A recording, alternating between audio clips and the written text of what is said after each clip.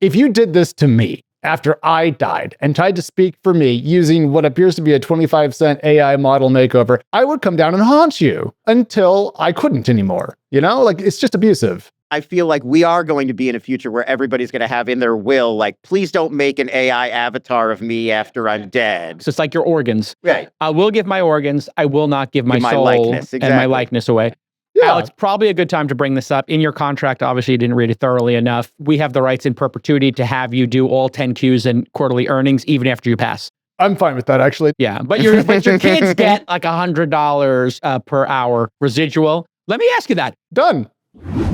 This Week in Startups is brought to you by Brex, the financial stack founders can bank on. Unlike traditional business banking solutions, Brex has no minimums and no transaction fees, and you can get 20 times the standard FDIC protection. Get the business account trusted by 1 in 3 U.S. startups at brex.com/banking-solutions. LinkedIn Jobs. A business is only as strong as its people, and every hire matters. Go to linkedin.com/twist to post your first job for free. Terms and conditions apply. And Vanta. Compliance and security shouldn't be a deal breaker for startups to win new business. Vanta makes it easy for companies to get a SOC 2 report fast. Twist listeners can get $1,000 off for a limited time at vanta.com/twist. All right, everybody, welcome back to This Week in Startups. I'm your host, Jason Calacanis, with my co-host, Alex Wilhelm. You know him from TechCrunch. You know him from Crunchbase. You know him from Captain Crunch. Indeed. He is at Alex on Twitter, x.com/Alex. He loves reading financial documents. He loves big tech. He loves M&A.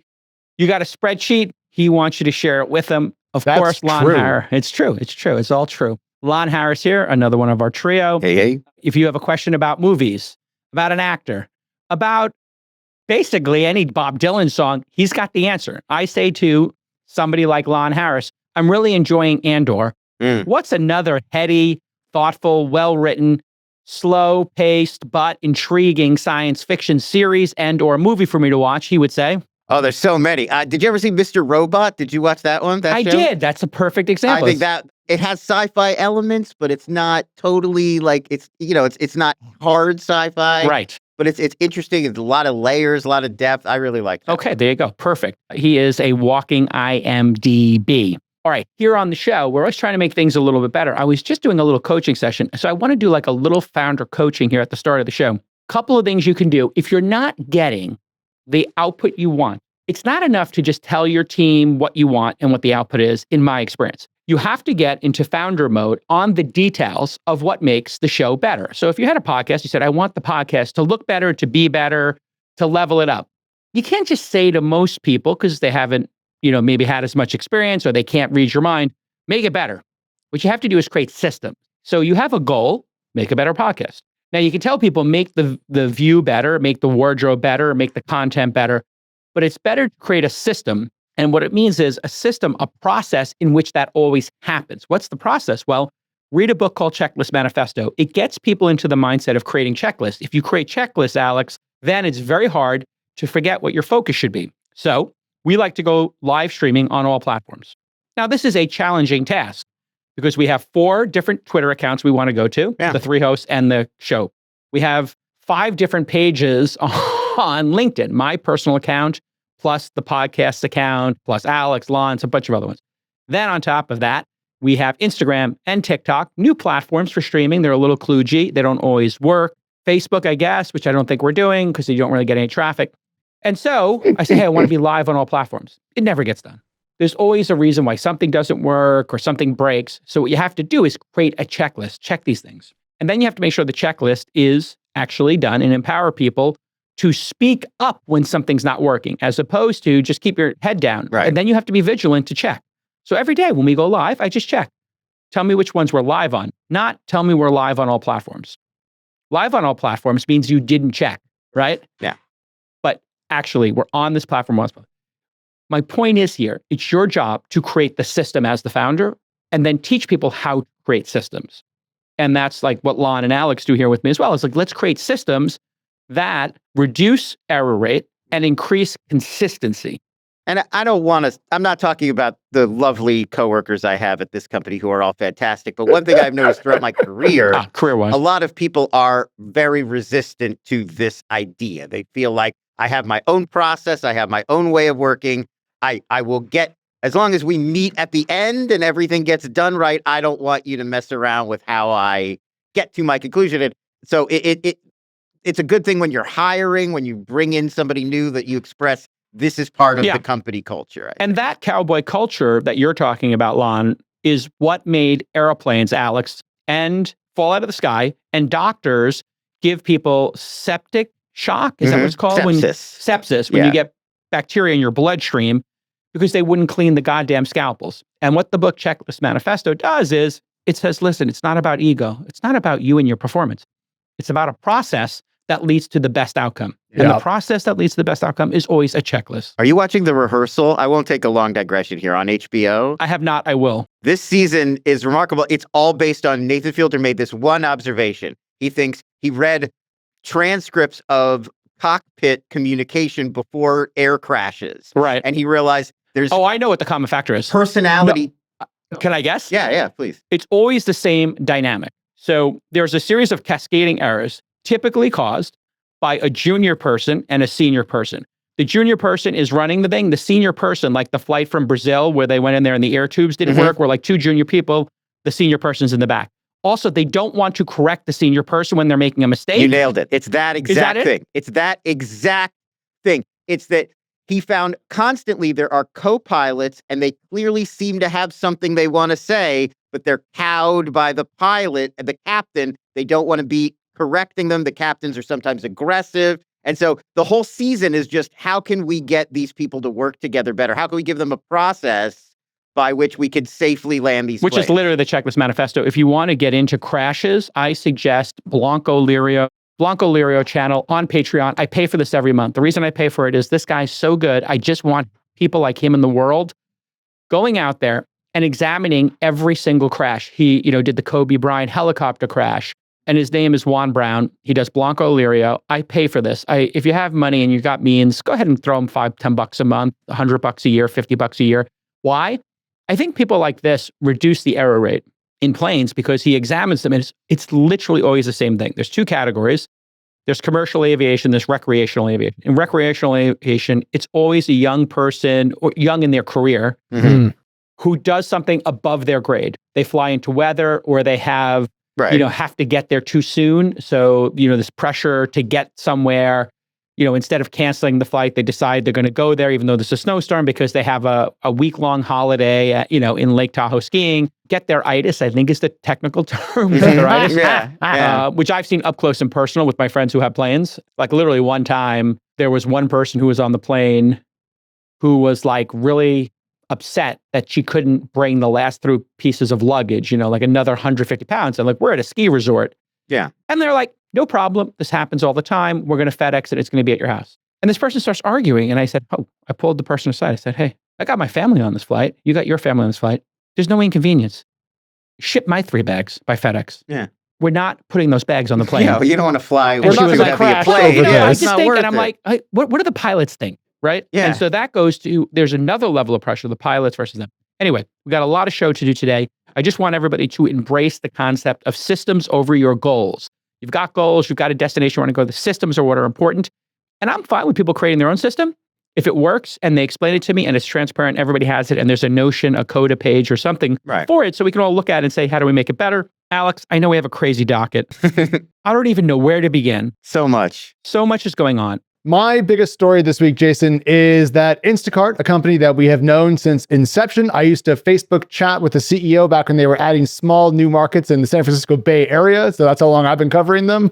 They went public and they're losing their CEO after a pretty solid run. So the news here is that OpenAI is going to hire now former CEO of Instacart to run their applications business. Sam Altman, who we all know from his days at YC and currently runs OpenAI for all intents and purposes, said that the company now has enough going on across 3 different things: its research arm, its build out of mass compute, and also its applications business, that he's going to hand the application side over to Fidji. Also keep in mind that she joined the board of the company not too long ago, and Sam Altman praised her time. Jason, my read of this is that it's not really a diss against Instacart, but that it's probably a lot more exciting to go run a business that is growing at 1 bajillion% a year at the absolute forefront of technology than it is to try to grind out another 5% growth at your grocery delivery company. Am I being too cynical, or is this just too good of an op to pass up here? All right, listen, as a founder, you can't be putting your business expenses on your personal credit card. No, that is no bueno. You don't want to have tax issues later, and you don't want to pay for things on your personal card that's post-tax earnings, right? That makes no sense. You need a corporate card, and you need one built for startups. You got your personal card, you got your Brex card. You got 10 employees, you got 2 employees, you got 200 employees. You need Brex. Old school banks charge you insane fees. Nearly 40% of startups fail because they run out of cash. Don't I know it? I think that number's more. 100% of startups, of course, can't afford to make financial mistakes. You got a bunch of mistakes you're going to make with product market fit and hiring and tech decisions. You're going to make mistakes. We all do. But with Brex, you're not going to make the financial ones. They're going to take your dollars further. They're going to protect your cash while extending your startup's runway. Brex is used by 1 in every 3 US startups for a reason. Get the financial stack that founders trust, and I trust, JCal, at brex.com/banking-solutions. Let me say that URL again, brex.com/banking-solutions. You are exactly correct. If we were to look at the revenue from Instacart quarterly financials, something like $900 million a quarter, I think, they're on like a almost $4 billion run rate. Most of the profit, of course, comes from advertising. I don't think they make much margin on the groceries. The business needed to partner with Uber to kind of get growth, which kind of tells you something about both how hard it is to get customers and build a network effect and how much of a network effect Uber currently has. So she has gotten that stock to recover. Instacart, you remember, in private markets was worth, I think, upwards of $40 billion at the peak. Yes. When it went public, if we were to look at the 5-year chart here, they went public, $20 a share, it's been up around 40. So it's got a market cap of 11.5 billion right now. It had a market cap as low as 5 or 6 billion. Yes. And I'm a shareholder in this company, by the way. Just for full disclosure, I just remembered that because it's not really a big position for me. When I say not a big position, under $1 million is not a big position for me. So it's under $1 million. I know, I'm not saying that to be obnoxious. I'm saying it doesn't change my life. Right. $1 million doesn't change my life. Certainly under $1 million doesn't change my life. Certainly nothing changes my reporting except for like a very large position like Uber or Robinhood. So putting all that aside, in the disclaimer bucket, you're exactly right, Alex. This company is not going to magically become worth $100 billion. Yes. This company is going to grow 5% a year.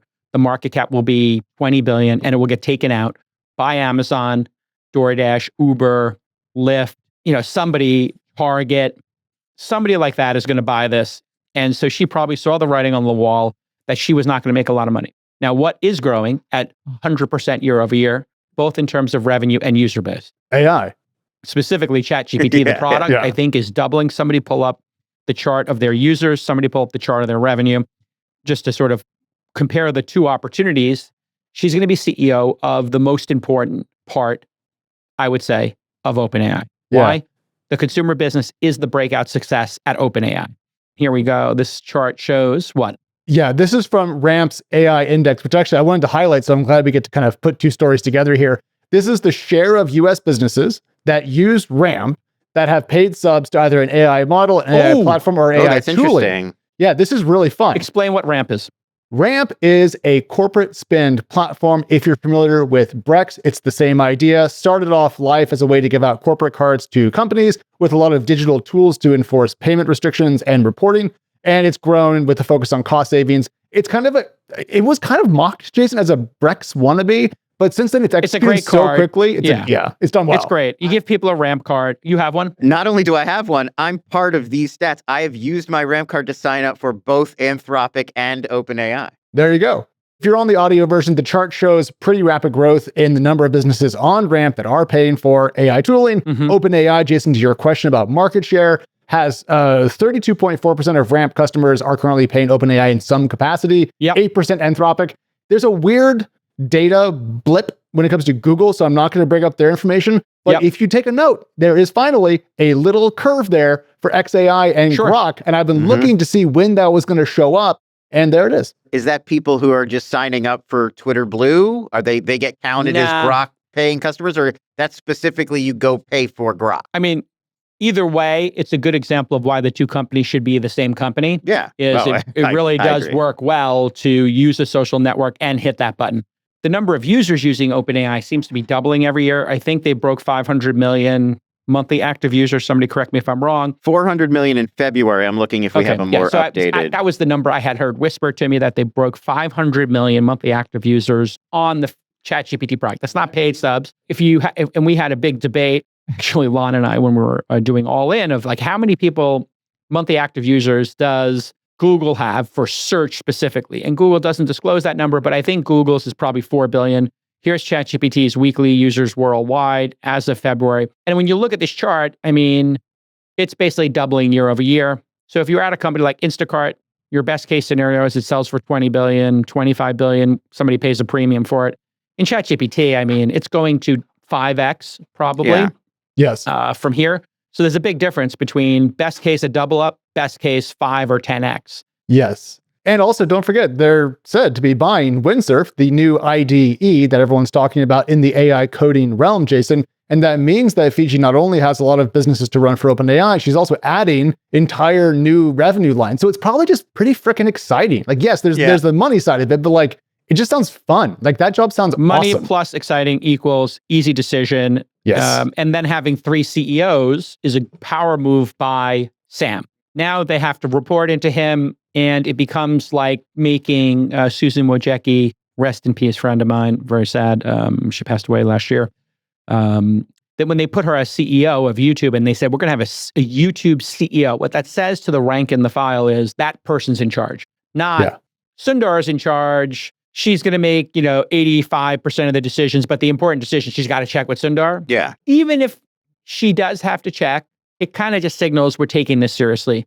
Yeah, and she was the head of YouTube. Like, if you worked at YouTube, you went to Susan. It was right. There was that buck stop there, basically. I mean, it might be if she wanted to buy a company or something like that over $1 billion or something, maybe she had to check in. But for the YouTube rank and file, they weren't even privy to that. They just knew Susan was the boss. Correct. Yeah. And the buck stops there. And then he made some sort of announcement, Alex, that he's still the CEO. I guess people were misinterpreting the announcement I saw on social. Yes, he's still going to be CEO of all 3 elements of the company. There will still be the nonprofit element. And that's what I wanted to bring up, which is we did have that news item recently that OpenAI is moving away from trying to get rid of its nonprofit. Instead, it's going to restructure as a public benefit corporation underneath a nonprofit. This has created tensions with Microsoft about profit sharing and so forth. But the gist is, Sam's in charge, and he's handing a chunk of his kingdom over to Fidji from Instacart because he's got, a couple things on his mind. And I think he's kind of the unofficial AI spokesperson for the world, I guess. And so, he's always out and about. Yeah, somebody needs to be at the office with the team, grinding it out. Yep. Where do we pivot to here, Lon? What do you think is a good, or Alex, what's a good natural segue to go to next? Let's keep on AI. I want to talk about this road rage. Okay, let's hear it. Sentencing. I only saw... Or actually, I heard Adam Curry and John C. Dvorak on the No Agenda podcast, which I kind of like. They're kind of like it's kind of like Walter and Statler. Is those the... Yeah, Statler and Waldorf. They're the old Statler Muppets. And Waldorf. The mean Muppets guys on the balcony? They're the old mean Muppets in the balcony who make fun of Kermit and Fozzie. But in fairness, Adam Curry's not mean, but John C. Dvorak is very mean. See? I get what you're saying. And Adam Curry is literally like, I think the cocaine in his system from the 80s when he was doing MTV is still in his system. That's how much cocaine was done in the 80s. It never really I don't know leaves. that he did cocaine in this. I'm just joking. This is what their set looks like, if you were curious. There it is. That's them. Yeah, there they are. That's John C. Dvorak on the left and the younger Adam Curry on the right from Hill Country. Younger. We both, paradoxically, we both live in Hill Country here outside of Austin, so in the greater Austin area. But a great show. And they were talking about it, and I just happened to...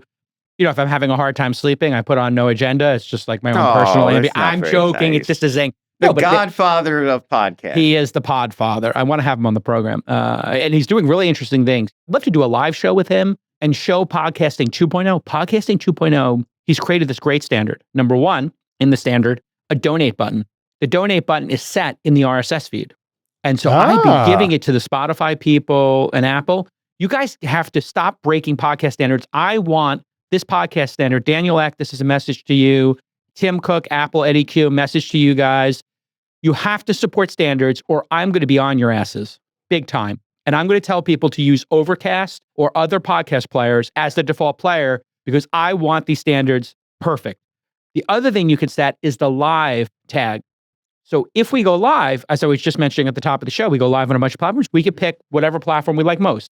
If we're like a YouTube shop, great. If we have thisweekinstartups.com/live, or Leo Laporte uses his own proprietary one, and Twitter, you just put in the RSS feed when you go live, and then all the applications will send people to the same stream.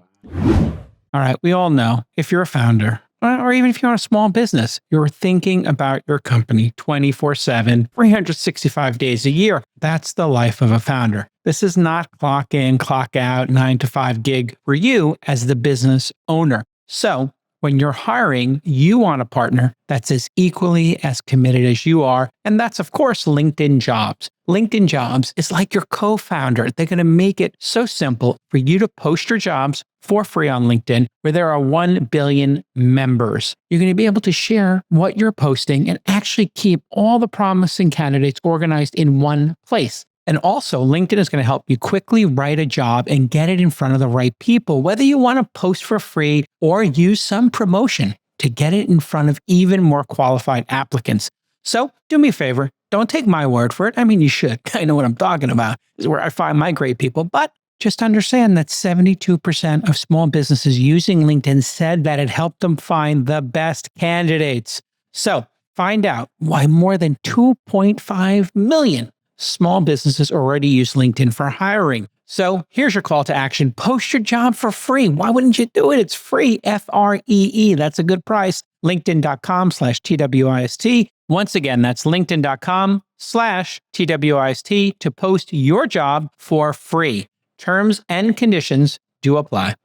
Is this just like an updated RSS form specifically for podcasting that contains the features you mentioned? Just to make sure that I understand. It's the upgraded standard. He keeps adding to the standard, and he added to the standard these two absolutely brilliant. I really do think Adam Curry is a brilliant technologist because he does his own tech. He edits his show. He uses the soundboard. He's kind of like, he was always inspired by Howard Stern, and he had an influence on Joe Rogan, Adam Curry, and Howard Stern. One of the things Howard Stern did very well was he controlled the sound deck. So he was able to do timing better and all this stuff. Adam Curry does all this stuff himself. He vibe codes, he does RSS feeds, and he always has, which inspired me. Remember, like, I don't know, a couple of months ago, I was getting frustrated. Yeah. And I was like, this, I'm doing my own lights. I did my own lights. I did my own camera. I did my settings. I found the tool that cools the back of your camera before my own tech team found it. Then I said, send it to these guys. Like, I'm on it. I tested 3 different cameras, 4 different light systems. I'm on it. And that was because I was like, you know what? Adam Curry's right. If you're the artist and you want to really be the tip of the spear, you got to understand the brushes. And if a new brush comes out, you need to try the new brush. You need to understand it. You need to A/B test it. If a new canvas comes out, you have to be in there and roll up your sleeves. Shout out to my guy, Adam Curry. Let's get back to this story. This all relates back to a road rage incident that happened in 2021. A man named Christopher Pelkey in his late 30s.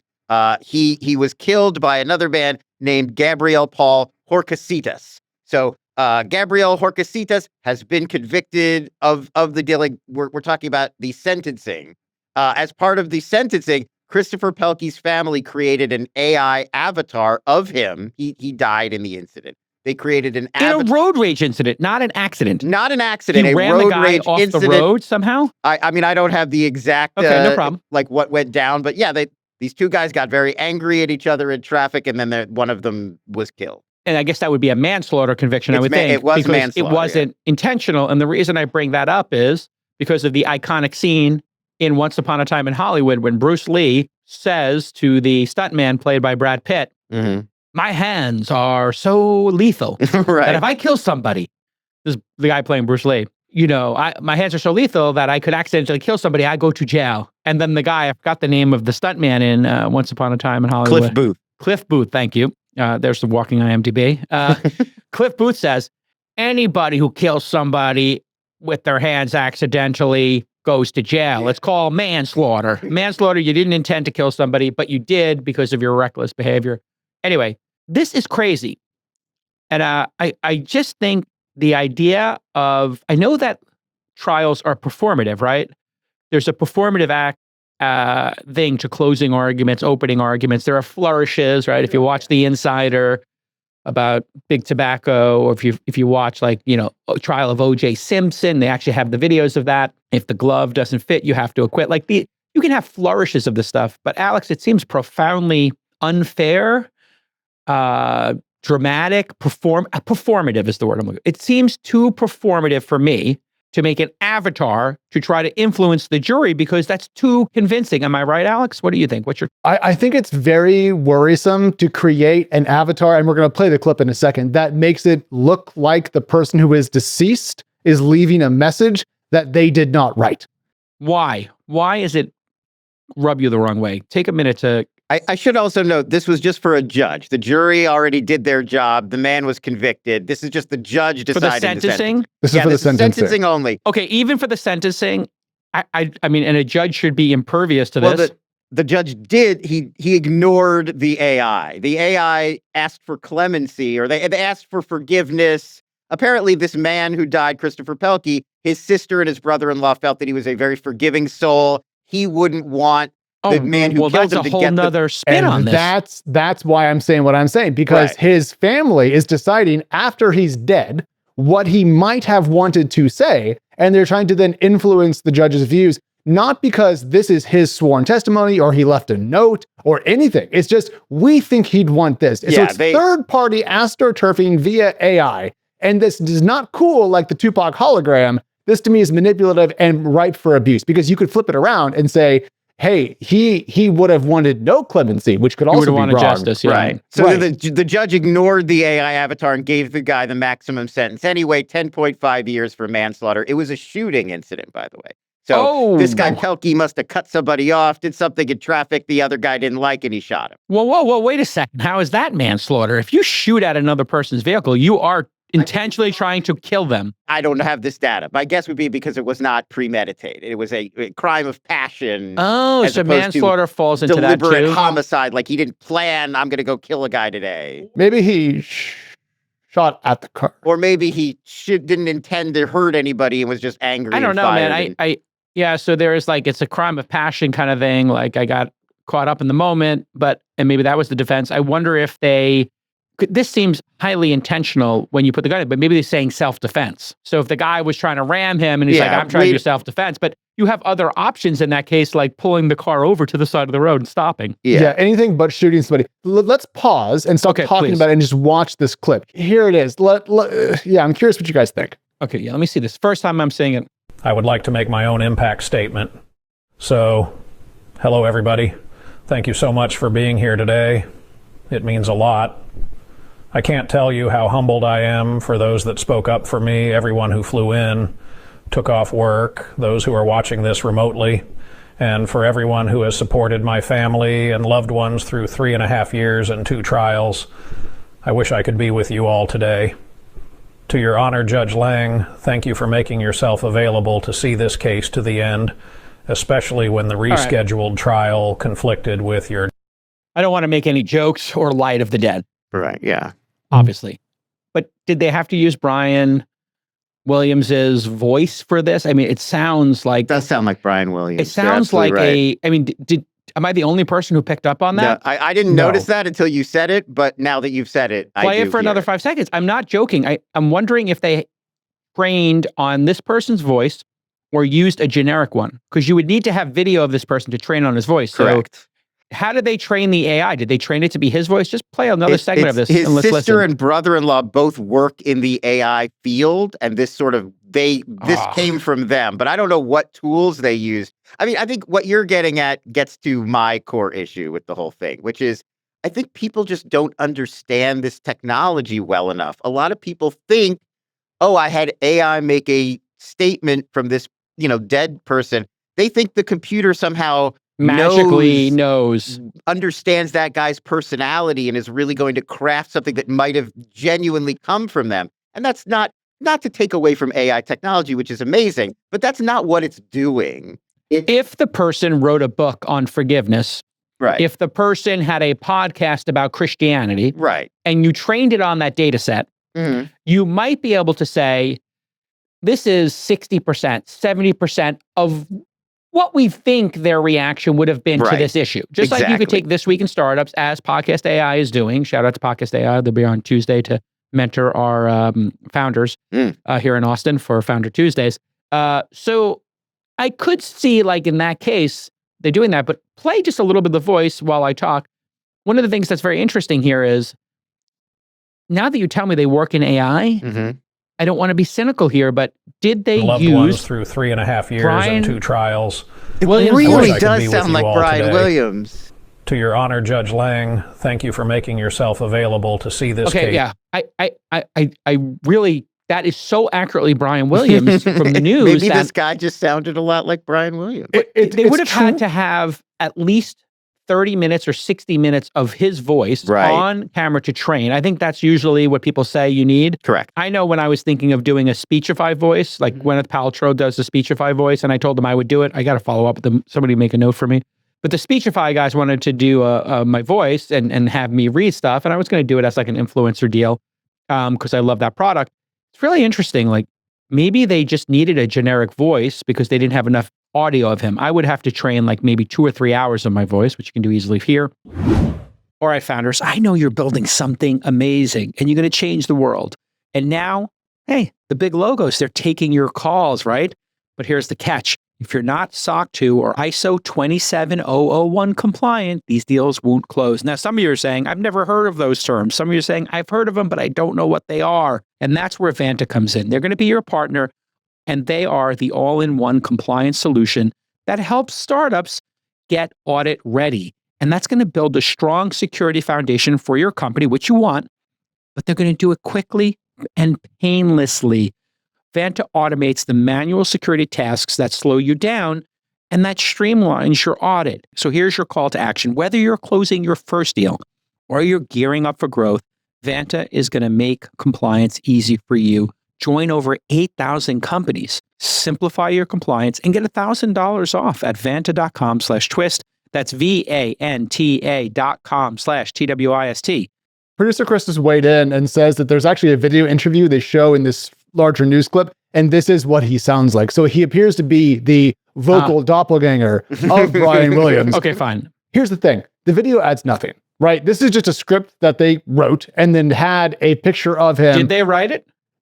Or did they use AI to... I don't know. What was the prompt? But I believe this is a script that they had an AI perform. Got it. Because you could also say the script, make a script based on... You could have asked ChatGPT, like, write a statement asking for forgiveness for... Like, you could do that. I don't think that's what they did. I bet the sister and the brother-in-law wrote this and then gave it to an AI to perform. But what does it add? Like, he didn't write this statement. The man who died did not. No, he did not allow for this video. The video is not well done. It's so strange. And when you say I mean, again, I'm back to cynicism here. Yeah. This is so off key. Mm-hmm.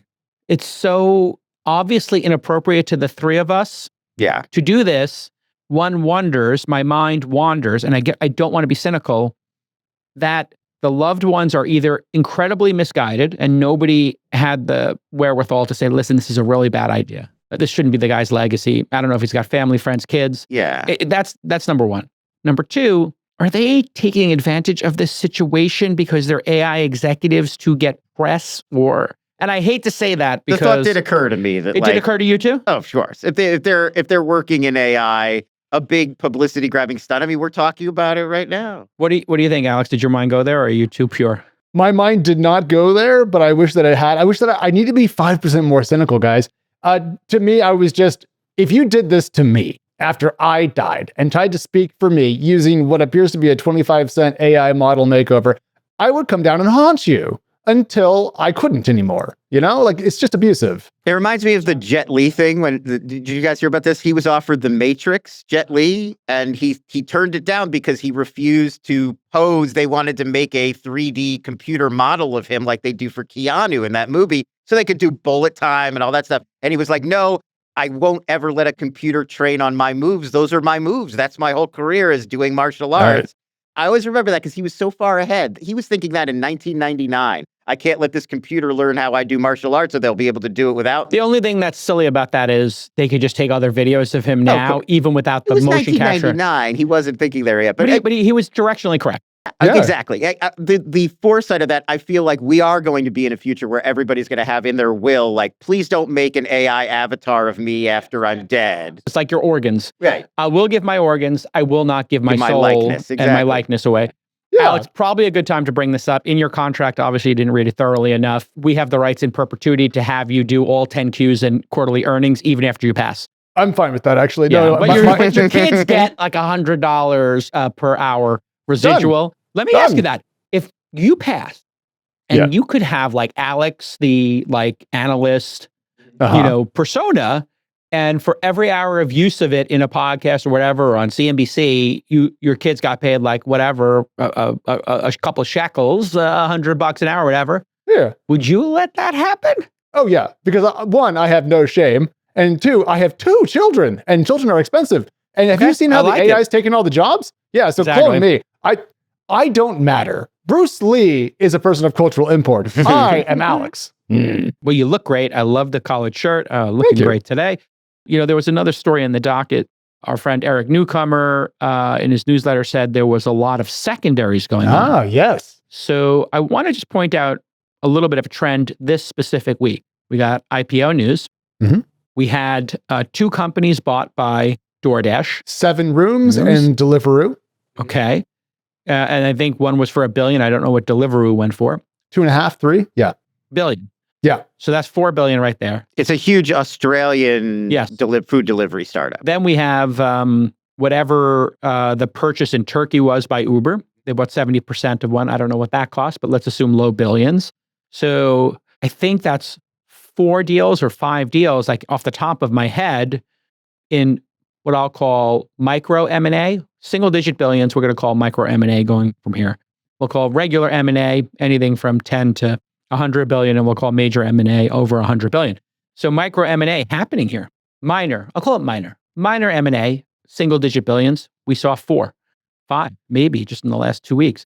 And we have an IPO that would be a major M&A style event, a major... It's loosening up. And then this is really interesting. Secondary funds grabbed a record 9% of private market fundraising.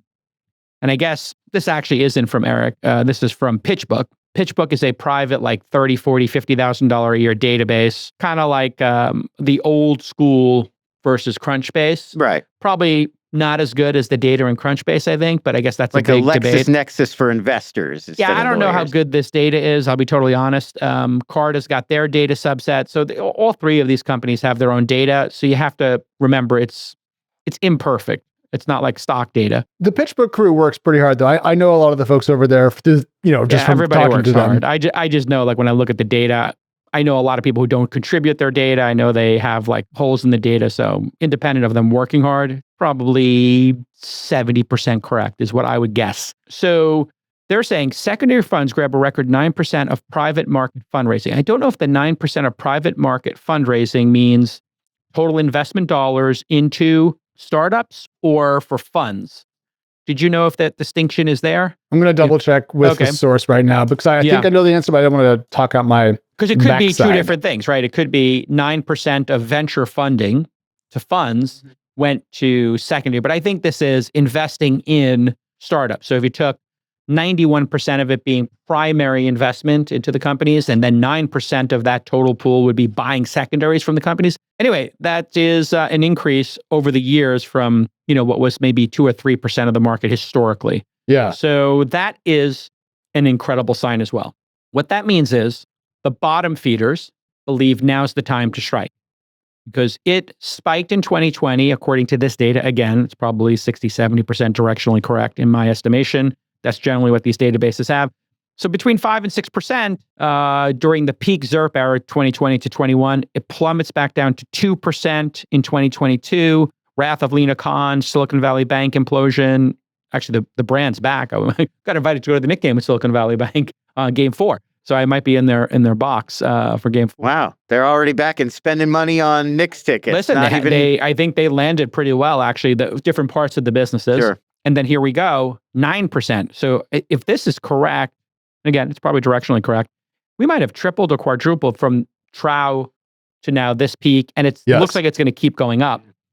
And I know this because There's like a market for Calm, the meditation app. Sure. And I think we sold in secondary 10% of our shares. And I think it's maybe 15% of the price we sold for at the peak was what we were offered maybe 3 to 6 months ago. The only reason I'm saying this publicly is because it's public knowledge. This is not hidden. It's available to everybody. So we can talk about it. And I've been public that part of our venture strategy is to sell 10% when we are 50 to 100x, and then another 10% when we're 200x. Yeah. Just, along the way, because we have to get DPI for our LPs. It's becoming a critical part of venture for seed stage and pre-seed like us to sell along the way. This is a great sign. So here's my question though, Jason, because it seems that we have early stage investors, angels, pre-seed, seed, accelerators, putting capital in, and then they can't wait 15 years for an outcome, right? So is secondary going to become the main vehicle for early stage investing liquidity versus IPOs and M&A for late stage? And if so, does that mean that venture capital is now essentially just pre-seed through like A, and then B plus is just like private equity? I would say it's more like from inception and accelerators all the way to like Series D or so.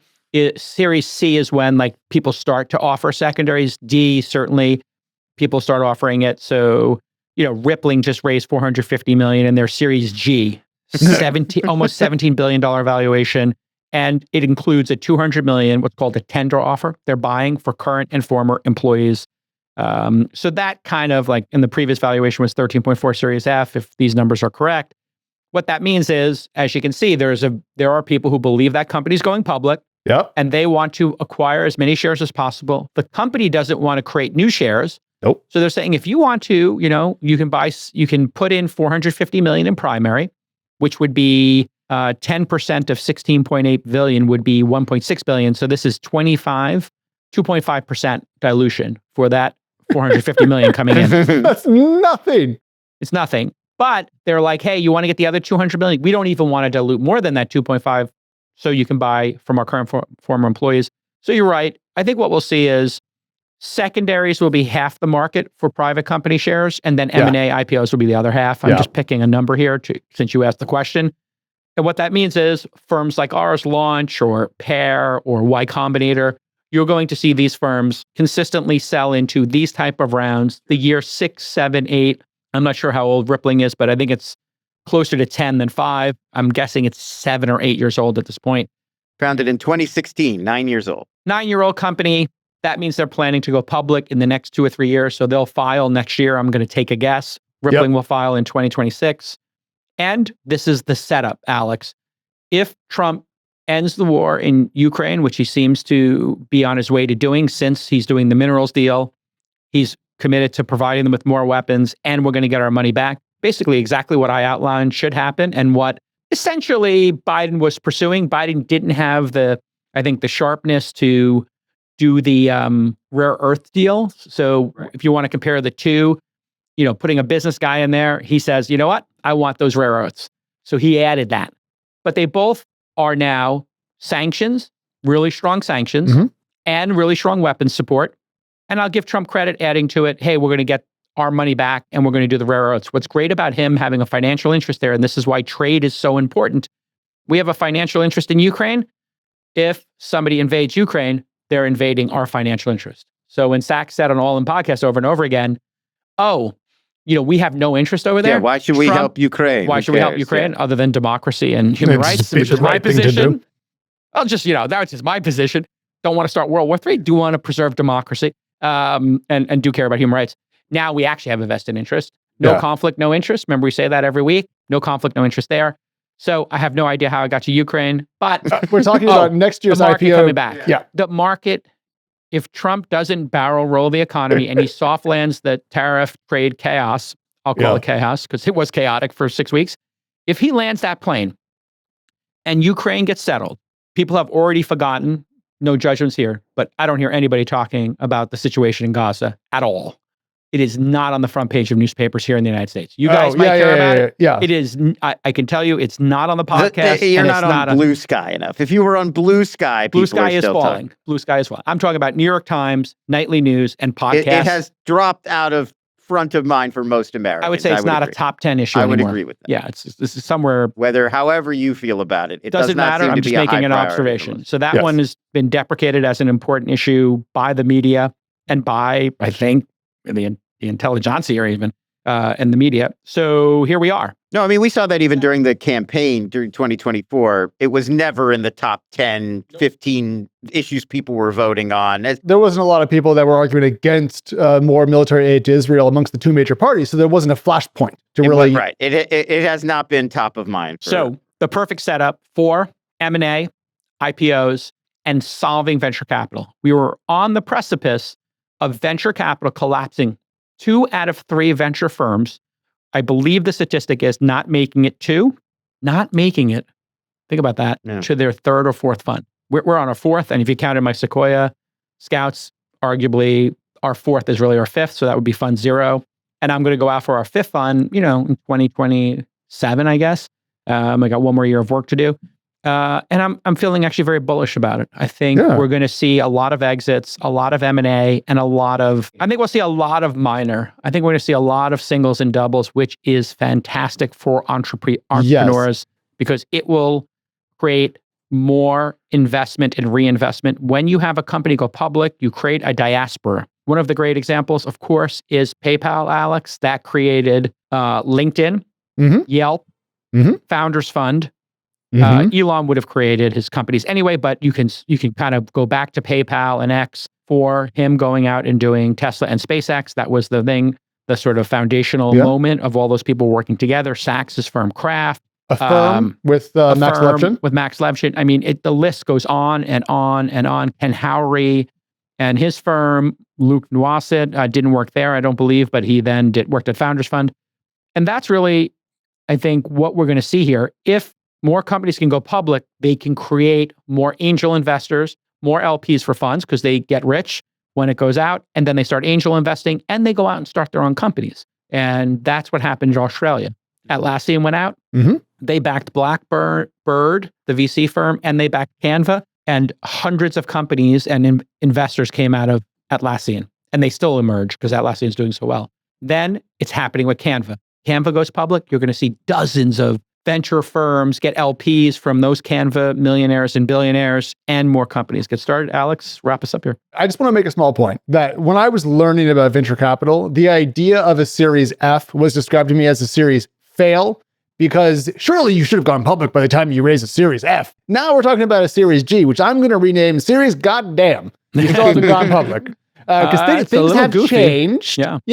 I'm being facetious, but I think this just goes to show that we're talking about Rippling and we're not saying boo on them for having not gone out. Just shows how the landscape has changed because no one's mad at Rippling right now. They're 9 years in. I think most folks are okay with going public.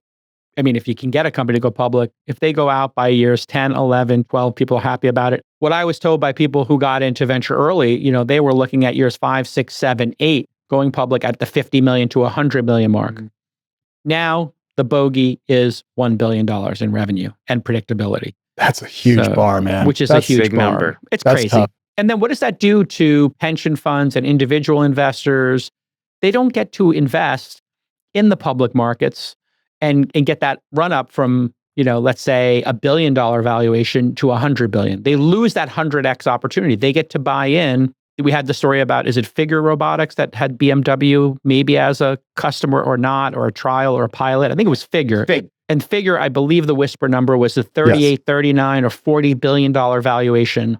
And I talked to some people after we had our discussion about it, Alex, you and I were confused. Yeah. And when I talked to some people about it, they were like, oh yeah, because we did our thing. Was it securities fraud to say BMW was a customer and BMW cleaned up their statement? Right. Well, because they were making it sound like these robots were working on the assembly line making BMWs. And it's probably more like an experiment. They tested it out. Well, that's what their first statement was, that it was an experiment. Right. Then they did the cleanup statement that they were working on an active line. Right. Now, they could have literally been putting the what do they call the sticker in the window? The sticker for when you buy a new car, it's like a sticker in the window. No, I know what you're talking about. I don't know it what could have been called. doing that, right? It could have been like spraying an air freshener in the car. Or, something. They're a pre-revenue light. company, and these SPVs We're going in the 38, 39, or 40. They were trying. I don't know if it actually closed because I haven't seen anything about it.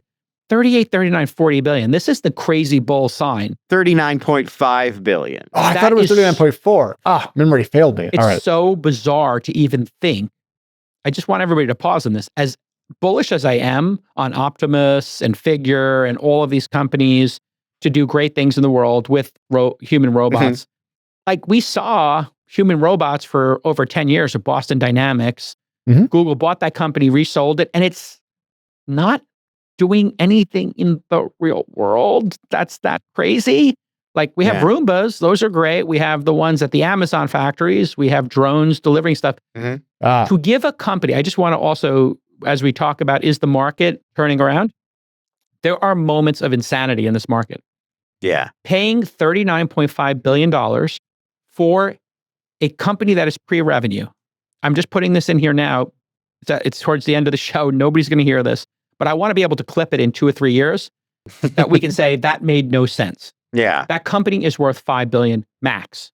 That's the proper valuation. There is also, you were just talking about this with Megyn Kelly the other day. I think like self-driving cars, there's a high bar to convince people this is okay. Like all it's going to take is one of these robots freaking out and hurting somebody. And that's going to really make it harder to sell people on bring this humanoid robot into your life. They just don't work. Let's be honest. When you see what they're doing, whether it's Optimus or these, it literally is like the self-driving cars, halfway between now and when the DARPA experiments. And you look at the DARPA early days, they had these cars like in the desert. Yeah. And there's nothing for them to hit. And they couldn't even get them to go in a straight line. Yeah. It was because there's no internet, there's no GPS maps, there was nothing. Yeah, they didn't have the LiDAR I think the DARPA like Waymo's challenge had. started in either 2002 or 3 or 4, somewhere around that time frame. And this was the beginning of Waymo. The Google guys saw that. Elon saw that. Everybody saw it because it was at TED and a bunch of these events. We were all talking about it. So it kind of incepted in everybody's mind that, hey, we're starting this journey. That's where the robots are. Now, I do think the robots will go faster because they're building on top of autonomy, LLMs, batteries, and everything. Right. But here's a video of like the original DARPA challenge. It's a still image. I'm sorry, Jason. No problem. But even still, no pun intended. Look at it. Yeah. You can look at it. It's like it looks like a Jeep or a Hummer or something. It's a Hummer, yeah. It looks like a decapitated Where Hummer. Where does the person even sit? It's all filled with the gear. There's so much gear that, and these things, when you see the videos of these things in the early DARPA challenges, which are on VHS tapes, like it literally looks like a bunch of kids with, their homemade RV cars. Kind of feel like we're not that much further along than that with Optimus and all these other robots figures. Like there's a lot of work to be done for these to do meaningful work in the world. Now they can carry boxes, great. But can they carry boxes consistently enough that you would put them in an Amazon factory over the purpose-built robots? No. They have to beat purpose-built robots. Right. Yeah. Or they have to be so good at a range of tasks that you don't want to build a purpose-built. So I guess a way to say this in theory would be you need to have this thing be able to fill the dishwasher, iron clothes, take the dog for a walk, take the trash out for a walk, cut vegetables. These are all very sophisticated, hard things to do. And without separate trainings for each one, like they just got to look at the object and figure out how to interact with it. I think it's like we're between 5 and 10. I would say to do those things I just mentioned, I think we're 5 years out from that, doing those 5 things in a home. The laundry, the dishwasher, cutting vegetables, walking the dog. In 5 years, do those 4 things happen or not? Let's create a poly market for it. We got to do office hours. Let's get to office hours. Yeah, do you want to show me a video? No, I was going to point out that Y Combinator's latest request for startup does include, Jason, software for robots, and they say that it hasn't had its ChatGPT moment yet, but it's close. But I don't want to delay us. Let's bring in our guest. So everyone here, it's a nerdy show about startups, so clearly we are all outdoors people, which means that we are all out there four-wheeling on the weekend. I kid, but I've done a bit of this. It's a lot of fun. But what if you live in a city and have a Jeep and want to get out there and get muddy and don't know where to go? Well, that's where a company called WhereToWheel comes in. And Jason, we have Brittany Paragraph from WhereToWheel, an investment of yours, to ask a couple questions. Let's bring her up. Brittany, how are you? I'm good. How are you? Good. So you're in the accelerator right now, LA 34, am I correct? Yes, I am. Okay, so we're on the 34th cohort of the Launch Accelerator. My God, we've been doing it for a long time. You're so many Series G. Well, I mean, we had a unicorn come out of it. We've had multiple $100 million companies come out of it. So it's been like just a great experience for us. Just so people understand, 20,000 people apply for funding from us every year. And we have about 1,200 of those now. Maybe it's like 1,500 now. Yeah, it's 1,500 are going to go to Founder University every year.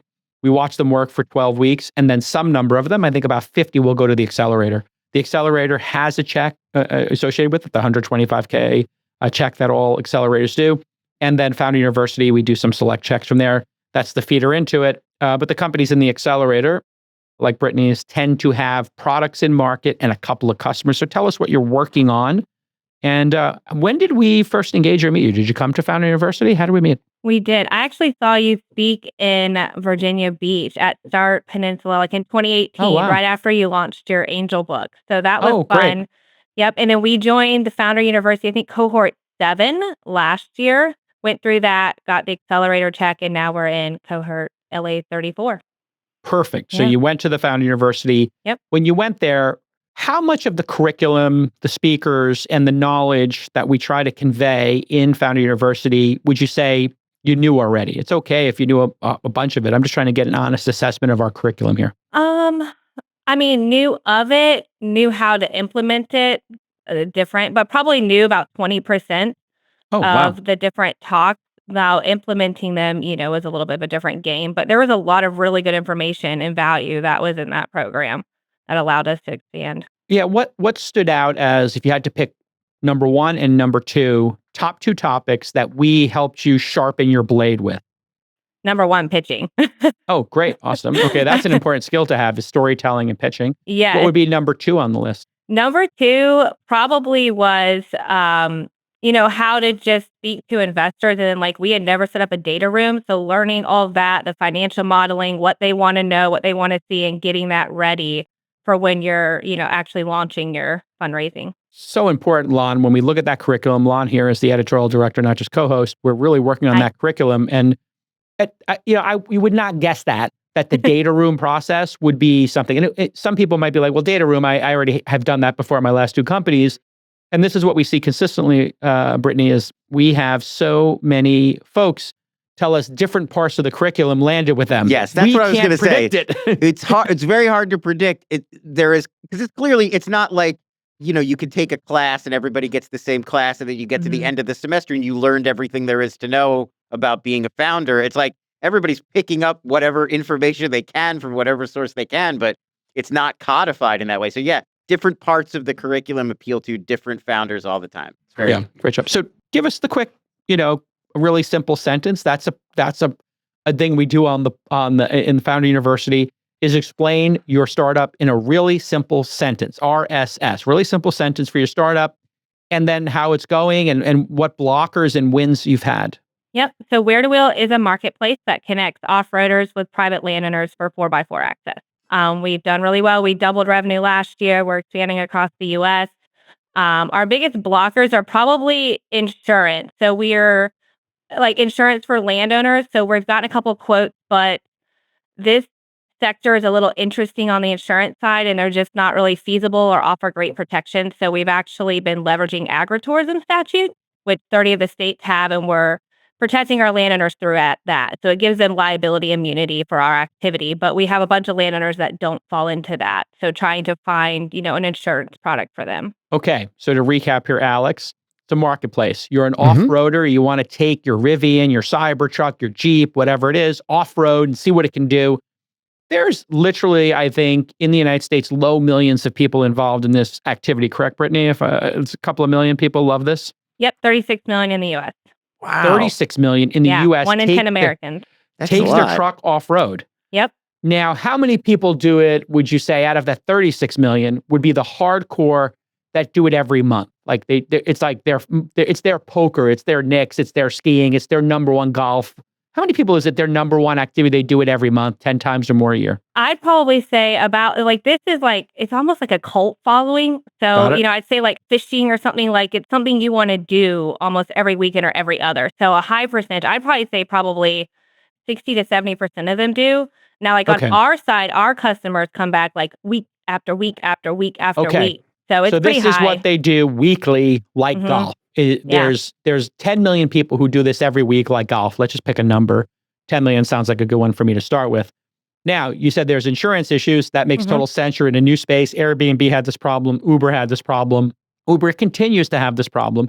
But you mentioned some word that we all raised our eyebrows at that we didn't know. So this is a term of art in your space. When you're a landowner, you get some type of protection. It was with an A, I think. What was that word? Yep. So it's agritourism. So it's there's state level protections in the U.S. So 30 of the states have them for agricultural land. So they can have basically agritourism. Yep. Got it. It's tourism to attract visitors to your farm, Correct. ranch, or another kind of agricultural business. Correct. So you could, on your ranch, you could, if you set up pony rides for kids on your ranch, that would be agritourism. Yes. But with agritourism in Texas, does this exist? And what it means is if you go to do agritourism, you don't get to sue me. Yes. So there's 30 states that have liability immunity for the landowner as well as zoning. So you don't have to deal with local municipalities to get zoning. And Texas is one of them. So there's 30 that have all of those. So if you're a landowner and you hold activity, so it could be you pick blueberries, off-roading, hay rides, then when the person comes onto the land, because it's an agritourism activity, you get liability protection from them. So if anyone gets hurt or anything happens, you're protected at a state level. Yep. Well, so, I'm going to look at this and say, this seems like the greatest thing ever. You have to educate the market on it because I didn't know about this and I own a ranch and I'm expanding the ranch. So, but I am part of an HOA. Part of my ranch is on an HOA, which is a non-commercial use. So I couldn't do this for commercial because I made that agreement. But some of the other land I'm looking at buying in Hill Country is, falls into either what they call, what's it called when you're not part of any district? God. Freehold? Unincorporated. There's unincorporated land. There's agriculture exceptions. But so this is great. So I think you just focus on the states that have it. It's almost like you're a online poker company and you have, 20 states, then 25, then 30. I think this could be a mission that you could kung fu this, where you redirect the energy from this and make this your cause.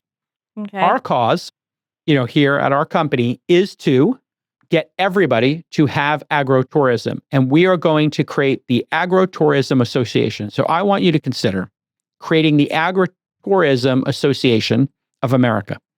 Okay. Agritourism Association of America, the ATAA. And I know it sounds silly, but if you brand that you are creating a nonprofit or just an organization, and these are the tenets of the organization, and you start asking people to join this organization and you feature them, that they're part of the organization, and this is your lobbying group, this is your mailing list, and you're keeping people updated on it. Now you have two vectors to catch people. You can catch them directly because they search for off-roading in Austin, Texas, or Hill Country, or wherever. You can also catch them for agritourism. And now that I think about it, you mentioned some other activities. I think that, and this is why when I remember your business came across my desk, my Slack, as it were, I said there was some criticism, valid criticism, maybe this idea is too small. But pony rides, blackberry picking, these are valid as well. So is photography. So is rucking and hiking. So is hosting a Renaissance fair. No judgments, Lon. I do like a Renaissance fair. They're fun. That's why I said no You dress judgments. up, you eat a turkey leg. So I think you have to take this energy, right? When there's energy in the world, a cause, people like a good fight. Salesforce was built off of attacking Microsoft and packaged software. I want you to take on this fight for all ranch owners. You're the ranch owner's advocate. And if ranch owners want to monetize their land, the goddamn government has no right. And they need to protect us because Americans need to touch grass. This could then start the tip of the spear. You have people register with the ATAA, and they register, they join the consortium. You do an ATAA conference, a meetup in Austin. You do one in whatever your second market is, third market, and you just have people come speak about agritourism they're doing. And then our website, our investment in you, is no longer for off-roading. It's for agritourism. Okay. And you tell people, hey, you're setting up for doing off-roading. We want to let you know that there are people who do LARPing and Renaissance fairs. And here is a playbook for starting a Renaissance fair, and here's how you do it. And if you start one, we'll help you promote it. And here's one for people who are doing retreats, family retreats. Here's one for, and you can just produce content after content for camping, for fishing, everything. You have the tip of the spear. You're passionate about off-roading. What's the next thing that those off-roaders like to do? I know what it is. They like to drive those goddamn cars and go fishing, and then they like to do a barbecue, isn't it? Yep, that and hunting or racing has a lot of crossover. I was going to say hunting, I bet, is the same. Perfect. I bet those are overlapping demos for sure. So then, that's what we're doing here. You come for the off-roading, you stay for the jousting. No. You know what I'm saying? Paintballing. Guys, Hey. this is the clear use case. Now, Paintball's let a me very tell good you, idea. Paintball's very good. This is when I get tingles about a startup. Is when multiple people who, when they hear the idea, they meet the founder, they start thinking about the next 3 things a startup could do. Yeah. It's big too. I used to spend time in like the upper Midwest sometimes, like stuff like apple picking. Yes. That was one of my pumpkin, apple picking. How about the hay maze? Yeah. So, hey, here's a hay maze. Here's how to do a hay maze for under $5,000 and make 15. You do that how-to article, you start doing a content strategy, not paying to put your content out there. You do a content strategy, how to make a hay maze, top 10 hay mazes, in Austin, in Texas. Well, that in are worth October, driving to California. haunted hay rides. Haunted hay rides, all that stuff. This is when you know a startup is on to something, is when people get excited and give you a bunch of ideas. That doesn't mean you go do them, but when people start telling you what should be on the roadmap, what I want you to do is write it down and then compare it to the engagement stats, and then you want to bear hug your customers. How many active ranches do you have on the system, which is a ranch that has done one activity or more? We have probably about 8 right now. We have another one launching at the end of this month. Have you visited all 8 as the founder? Yes or no? How many of those 8 did you visit? We have not visited 3 of them. Okay, so 5 of them you did visit. I think a really good use of the money we invested and the money you will raise is to do what's called the bear hug strategy. I've talked about it here, which is take your trucks and go visit those places, go for a ride there, take the person out to dinner or whatever they like to do, send them some flowers or send them something related to what you see on their social media. If they're really into gardenias, if they're really into archery, send them something. If they call it the Bear Ranch, find a bear statue. Could be like a $10 handcrafted bear statue you get off of Etsy, and you send it to them with a personal note. These first 8 customers, they are your core advocates. They're going to become ambassadors for you if you engage them. So a couple of strategies there, I think. And I love the fact that there's people trying to stop you, because now you can make it that if people are trying to stop you and the insurance companies want to you can create the Agritourism Association of America, the ATAA, to go after those people and say, we're here to support you. If you get sued, if you do whatever, we're going to give you all the people to call. We know we have a chat room you can join. We have a message board. You can call us and we'll tell you attorneys we know. And if you start the subreddit this is another great thing for you to do. You should be the mod of the subreddit for agritourism. Is there an agritourism subreddit? Let's take a look. If there's not. I was going to say there are a few big states that don't have this policy yet, including California and Pennsylvania. So Democrats. Yeah, well, but that's a natural place to start. Like California has a million places that would be good for agritourism. There is. r/agritourism exists, but it only has 115 members. So start a new one. Okay. Agritourism Association. And just let's get started here, because I think you could capture a lot of the energy when there's energy in the world and you can control it, right? And then send it back out and use it for your purposes, hopefully for good, as we got here, helping ranch owners build sustainable businesses. The Agritourism Association of America, helping ranch owners build sustainable businesses, build sustainable ranches, build sustainable... I think your original slogan was the best touch grass. Touch grass. Perfect. Yeah. That's exactly what it is. I mean, this is what Americans need. Yeah. I am so excited for you and your business. And where are you based? We are on the East Coast, Virginia Beach, Virginia. Perfect. People like to go there. There's of another Pharrell. thing to think about. I don't know if you got a family and it's easy to uproot. Where is the most off-roading in the world happening?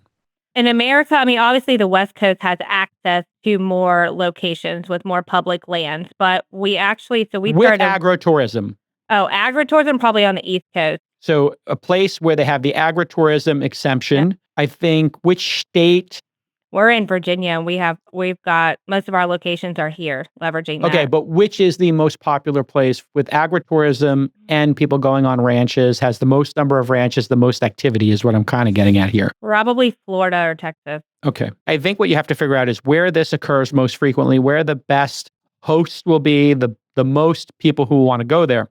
And I think you need to put the company there, at least for a year, so that you can build it. Now, if you happen to be in the place where it's a top 3 place, fine. But I remember talking to Joe Gebbia on this program and Brian Chesky from Airbnb, which obviously is a corollary marketplace to your business. Mm-hmm. And at some point, all of their customers and the most sought after destination was New York. And at some point, and the regulations at the time were the most fruitful for them. So that combination, where it's like most hosts, most desire, most customers, and, best regulatory environment. If you were to do those 3 circles, he just at some point, Paul Graham told those founders, well, why are you here? Get your asses there. And they just camped out there for 6 months. You can look it up on our podcast. But I think sometimes if you're really committed, you got to go to where the action is. Great job with the company, and really excited. Now you're actively in the accelerator, right? And what week are you in? I think we're in week 3. And who's your pitches? Great. Who is your primary and who is your secondary at our firm? Their names? Bianca and Erica. Perfect. Oh, you got 2 winners there. So let me know how they do. And we're going to start doing some stuff in Austin. So do you like the barbecue? Yes. You're a pulled pork, your brisket, your beef ribs, bison ribs. You like the pork ribs. What is your favorite? Barbecue sandwich. You like a barbecue sandwich. You like the brisket on the sandwich. You like the pulled pork. What do you like? Pulled pork. We do it North Carolina style out here. Oh, that's wet. North Carolina's pretty wet. Is that what it is? A lot of sauce? More vinegary sauce than like mustard vinegar. I know the mustard vinegar. Oh, that's really tasty stuff. It's really This is why Kansas City barbecue is the worst barbecue in the nation, because it's too frickin' sweet. Brittany, I don't agree with you politically, but I agree with you on barbecue. Anyway, listen, give him time. Give him time. When he has homeless people at his little park, he takes his kids to, he's going to flip real quick. For 8 years. He did. You pulled the ripcord. You're a moderate. All right, listen. Continued success. Cannot wait to host you here. We're going to get you that pulled pork sandwich. Congratulations on week 3 in the accelerator. If you want to come to the accelerator, it's launch.co/apply. If you go to launch.co/apply, one of our 11 team members or 12 team members now on our investment team will meet with you if you have a reasonable idea. We meet with like maybe 1 out of 3 people who apply. We do what's called an introductory meeting for 20 minutes. Brittany, I'm sure you had one of those at some point, yeah? Yes. And do you remember who you did your introductory meeting with? Kelly. Perfect. Kelly's amazing. She's an all-star. She worked on Founding University. Now she's working on the syndicate and rotate people around so they get a lot of experience. So the 20-minute meeting, very simple. You spend 12 minutes or so pitching us what you're working on. We tell you in 3 minutes what we do. And then with the final 5 minutes, a little Q&A back and forth. And then if you decide it's a fit, maybe we talk about a second meeting, but we don't want to waste people's time. So if you want to get that quick 20-minute introductory meeting with my team, launch.co/apply. Launch.co/apply. We have a common application that'll basically get you into the Founder University, the Launch Accelerator, or even potentially a direct investment if you're like at the Series A level. Great job, Brittany. Thank you. He's Lon, x.com/Lon, LONS. He's x.com/Alex. I'm x.com/Jason. That's like a 4.3 average. Go Knicks. F Boston. We're going to see you next time. Bye-bye. Bye. Thanks.